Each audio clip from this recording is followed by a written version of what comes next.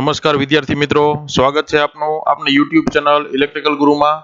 મિત્રો આજે આપણે ફરી વખત PGVCL નું જે પેપર પાર્ટ 2 છે એના વિશે ચર્ચા કરવાના છીએ। આની પહેલાના વિડીયોમાં આપણે PGVCL નું 2015 માં પૂછાયેલું પેપર જે છે એનો પાર્ટ 1 જોયો હતો। આજે આપણે પાર્ટ 2 જોવાનું છે, જેની અંદર બાકી રહેલા પ્રશ્નોનું સોલ્યુશન આપેલું છે।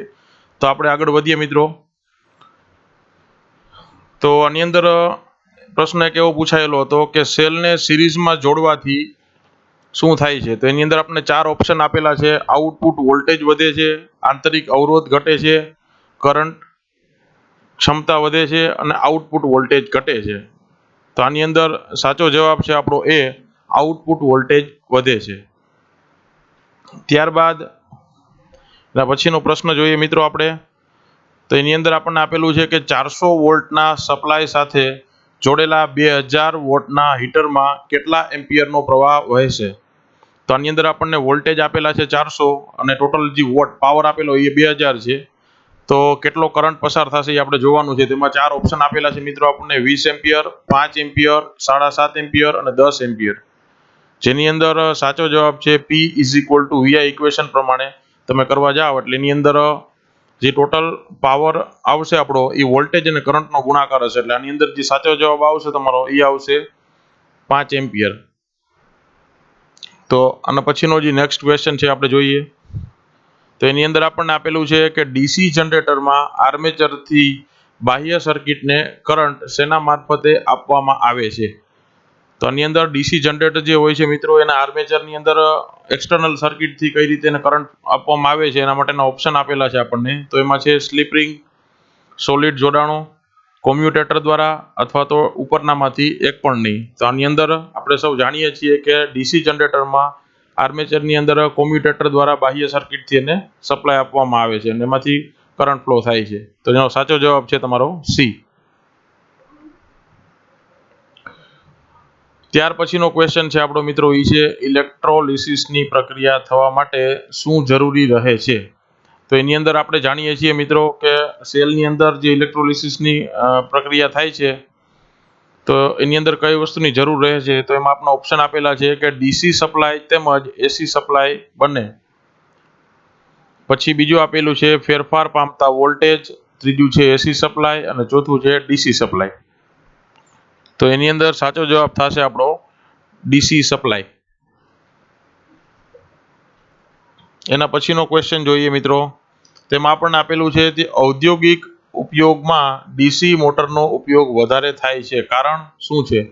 તો એના માટેના ડીસી મોટર શું કામ વધારે યુઝ કરીએ છીએ આપણે ઇન્ડસ્ટ્રીયલ એપ્લિકેશનમાં। તો એના માટેના ઓપ્શન આપણને આપેલા છે કે પહેલો છે તે સારો સ્પીડ કંટ્રોલ આપે છે, બીજું તેની રચના સરળ હોય છે, ત્રીજું તે સસ્તી હોય છે અને ચોથું આપેલું છે તે મજબૂત હોય છે। તો એની અંદર સાચો જવાબ થશે આપણો એ, તે સારા સ્પીડનો કંટ્રોલ આપે છે આપણને, તેનો જવાબ થશે એ। ત્યારબાદ મિત્રો એના પછીનો ક્વેશ્ચન છે કે વીજ ટ્રાન્સફોર્મર ખાલી જગ્યા પ્રવાહ ઉપર કામ કરે છે। તો એની અંદર ચાર ઓપ્શન આપણને આપેલા છે એસી, ડીસી, એ અને બી, અને ચોથો ઓપ્શન આપેલો છે આપણને એકેય નહીં। તો આની અંદર મિત્રો સાચો જવાબ થશે આપણો બી, એસી। આપણે સૌ જાણીએ છીએ કે વીજ ટ્રાન્સફોર્મર એસી સપ્લાય ઉપર કાર્યરત છે।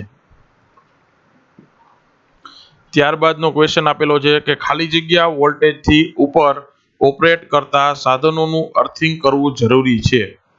તો એની અંદર ઓપ્શન આપ્યા છે 230 વોલ્ટ, 440 વોલ્ટ, 125 વોલ્ટ અને 600 વોલ્ટ। તો એની અંદર સાચો જવાબ થશે આપણો 125 વોલ્ટ, સી। 125 વોલ્ટ અથવા એનાથી ઉપરના સાધનો જે હોય એની અંદર અર્થિંગ કરવું ફરજિયાત છે। ત્યારબાદ એના પછીનો ક્વેશ્ચન છે વીજ ટ્રાન્સફોર્મરની ક્ષમતા ખાલી જગ્યામાં માપવામાં આવે છે। તો એની અંદર તમને ઓપ્શન આપેલા છે કિલોવોટ, કિલોવોટ અવર, ત્યારબાદ કિલો વોલ્ટ અવર અને કિલોવોટ એમ્પિયર। તો આની અંદર સાચો જવાબ થશે આપણો કિલોવોલ્ટ એમ્પિયર। આન્સર આવશે ડી, કેવીએ। વીજ ટ્રાન્સફોર્મરની ક્ષમતા જે છે એ કેવીએમાં માપવામાં આવે છે। ત્યાર પછીનો પ્રશ્ન છે કે કેપેસિટરનો એકમ ખાલી જગ્યા છે। તેમાં પણ તમને ચાર ઓપ્શન આપેલા છે મિત્રો ફેરાડે, એમ્પિયર, વોલ્ટ અને વોટ। તો એની અંદર આપણે સૌ જાણીએ છીએ કે કેપેસિટરનો જે એકમ છે આપણો એ છે ફેરાડે. તો આનો સાચો જવાબ થશે એ. ત્યાર પછીનો પ્રશ્ન છે મિત્રો, સામાન્ય રીતે વીજ ટ્રાન્સફોર્મરમાં કુલિંગ માટે ખાલી જગ્યા વપરાય છે. તો એની અંદર 4 ઓપ્શન આપણને આપેલા છે: હાઇડ્રોજન, ઓઇલ, એમોનિયા અને કાર્બન ડાયોક્સાઇડ. તો એની અંદર સાચો જવાબ થશે આપણો બી, ઓઇલ. ત્યાર પછીનો પ્રશ્ન છે કે બેટરી ચાર્જ કરવા માટે ખાલી જગ્યા પદ્ધતિ છે. એની અંદર આપણને ઓપ્શન આપેલા છે કે એક સરખો કરંટ રાખીને, એક સરખો વોલ્ટેજ રાખીને, સી આપેલો છે એ અને બી બંને, અને ડી આપેલો છે એકેય નહીં. તો આની અંદર સાચો આન્સર આવશે સી, એ અને બી. એટલે કે તમે કોન્સ્ટન્ટ કરંટ મેથડથી અને કોન્સ્ટન્ટ વોલ્ટેજ બંને મેથડથી તમે બેટરીને ચાર્જ કરી શકો છો. ત્યાર પછીનો પ્રશ્ન છે મિત્રો, XLPE એ ખાલી જગ્યાનો પ્રકાર છે. ઓપ્શન આપ્યા છે આપણને વાયર, ટ્રાન્સફોર્મર, ઇન્સ્યુલેટર અને કેબલ. આનો સાચો જવાબ છે આપણો ડી, કેબલ. ત્યાર પછીનો પ્રશ્ન છે, અવરોધ માપવા માટે ખાલી જગ્યા પદ્ધતિ વપરાય છે. તેમાં ઓપ્શન આપ્યા છે આપણને વેસ્ટર્ન બ્રિજ, કેમ્બ્રિજ, લા બ્રિજ અને ઉપરનામાંથી એકેય નહીં. તો આપણે સૌ જાણીએ છીએ કે વેસ્ટર્ન બ્રિજ એ અવરોધ માપવા માટેની એક પદ્ધતિ છે. તો આન્સર આવશે એમાં એ. ત્યાર પછીનો ક્વેશ્ચન છે, પાવર ફેક્ટર એટલે KWH અને KVA નો ગુણાકાર છે, ગુણોત્તર છે, સરવાળો છે કે ઉપરનામાંથી એકેય નહીં. તો આપણે સૌ જાણીએ છીએ પાવર ફેક્ટર cos⁵ નું સૂત્ર છે કે KWH ના છેદમાં KVA. એટલે આની અંદર સાચો જવાબ થશે તમારો બી, KWH અને KVA નો ગુણોત્તર છે પાવર ફેક્ટર. ત્યાર પછીનો પ્રશ્ન છે મિત્રો, 11,000 વોલ્ટ, 11,000/415 અને 100 kVA ના ટ્રાન્સફોર્મરના LT તરફના મહત્તમ એમ્પિયર ખાલી જગ્યા હોય છે. એટલે કે 11/450 નું ટ્રાન્સફોર્મર છે તમારું. એની અંદર જે LT સાઈડ છે એમાં એમ્પિયર કેટલા હોય છે તેમાં આપણે જોઈએ. ઓપ્શન આપેલા છે 200, 100, 133 અને 415. તેની અંદર મિત્રો આપણા ટ્રાન્સફોર્મેશન રેશિયો ઉપરથી આપણે સૌને ખ્યાલ છે કે તમારા વોલ્ટેજ અને કરંટ બંનેનો જે ગુણાકાર છે એની KVA રેટિંગ જેટલો હશે. એટલે આમાં બંનેનો ગુણાકાર તમારો જે છે એ 100 kVA એટલે કે 1 લાખ થવો જોઈએ. તો એ મુજબ ગણતરી કરવા જઈએ આપણે, તો આનો સાચો જવાબ થશે તમારો 133 એમ્પિયર મહત્તમ LT સાઈડ હોય. ત્યાર પછી વીજ ટ્રાન્સફોર્મરમાં બ્રીધર ખાલી જગ્યા ભાગમાં લગાવવામાં આવે છે.